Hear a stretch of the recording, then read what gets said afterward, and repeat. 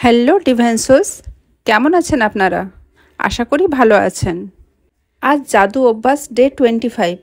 আজকের অ্যাক্টিভিটি জাদুর ইঙ্গিত বা ম্যাজিক সাইন। আজকের অভ্যাস ইউনিভার্স আমাদের কিছু কিছু ইঙ্গিত দেয়, যেগুলো দেখে আমরা কৃতজ্ঞ হব, আর কৃতজ্ঞ হয়ে আমরা আমাদের ইচ্ছেকে পূরণ করতে পারব। আকর্ষণের নিয়ম অনুসারে আপনি যত বেশি কৃতজ্ঞ হবেন, যত বেশি ভালোর দিকে ফোকাস করবেন, তত বেশি সেই জিনিসকে আকর্ষিত করবেন।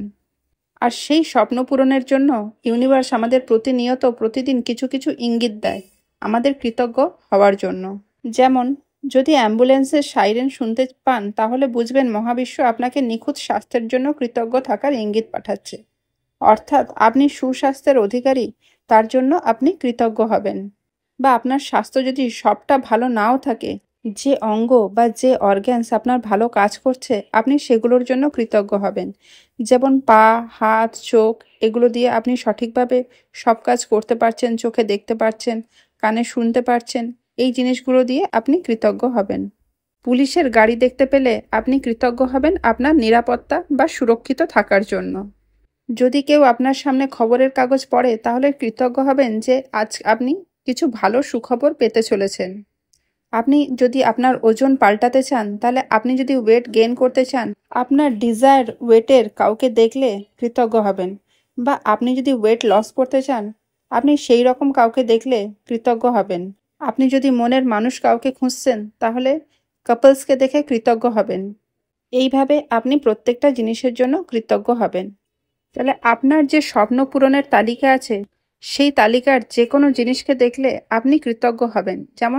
যেমন আপনার স্বপ্নের বাড়ি, গাড়ি, জুতো, কম্পিউটার, যা কিছু চাই, আপনি সেই রকম কিছু জিনিস দেখলে আপনি কৃতজ্ঞ হবেন। বা আপনার ভালো লাগলে আপনি সেই জিনিসগুলোকে দেখে কৃতজ্ঞ হবেন। যত বেশি কৃতজ্ঞ হবেন, আপনার দিকে সেই জিনিস তত বেশি আকর্ষিত হবে। মনে রাখুন, যদি কোনো ঘরোয়া যন্ত্র বিগড়ে যায়, সেটা কিন্তু আসলে আপনার অন্যান্য সবকটা যন্ত্র যে ঠিকঠাক কাজ করে চলেছে, তার জন্য কৃতজ্ঞ থাকার ইঙ্গিত। বাগানের একটা গাছ যদি ঝিমিয়ে পড়েছে, তাহলে অন্যান্য গাছগুলি যে সুস্থ আছে, তার জন্য কৃতজ্ঞ হওয়ারই ইঙ্গিত।